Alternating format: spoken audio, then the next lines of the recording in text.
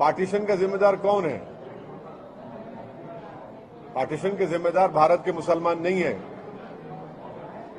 Partition के जिम्मेदार उस वक्त के नेता हैं। आप किताब पढ़िए इंडिया मौलाना अबुल कलाम आजाद की, वो कितना भागे, कितना दौड़े, सबको जाकर उन्होंने भीख मांगी कि देश का पार्टीशन उन्होंने मत दीजिए। ये गैर जरूरी के मुसलमानों को बदनाम किया जाता है कि हम मुसलमान जिम्मेदार है। हम नहीं है जिम्मेदार पार्टीशन के। सुनिए, उस वक्त कितने मुसलमानों को वोट डालने का इख्तियार था?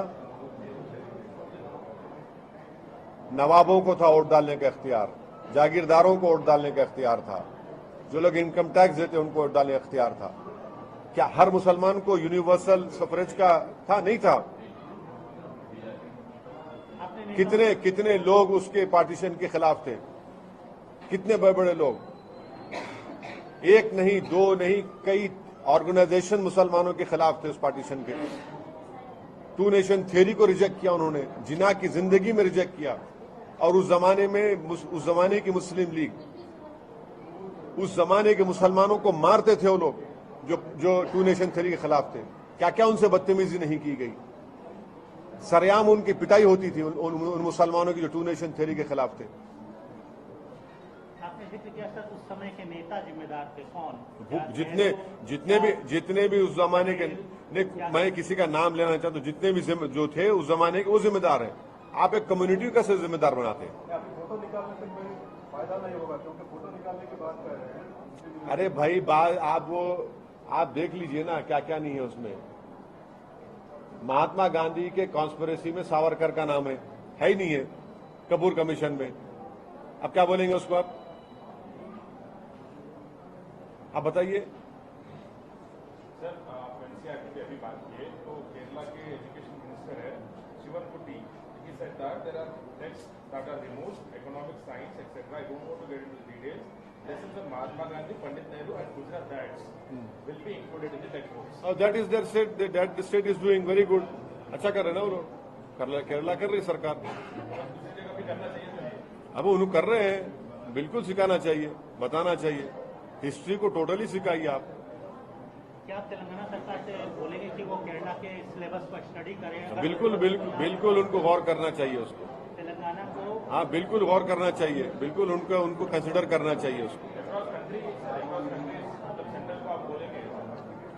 आप महात्मा गांधी को नहीं सिखाएंगे तो फादर ऑफ नेशन क्यों बोलेंगे उनको? आप बताइए मेरे को।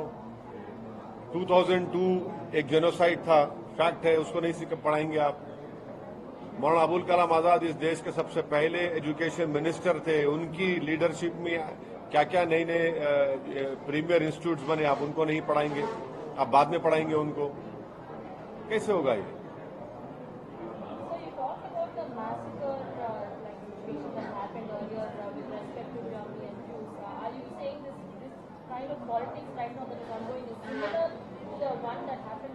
Yes, it is very similar. If someone says that check the identity of Muslims, if someone says do social boycott of Muslims, and it is being said by all these people who are very close to BJP, and in fact Delhi BJP MP had called openly on record that people should not buy products from Muslims.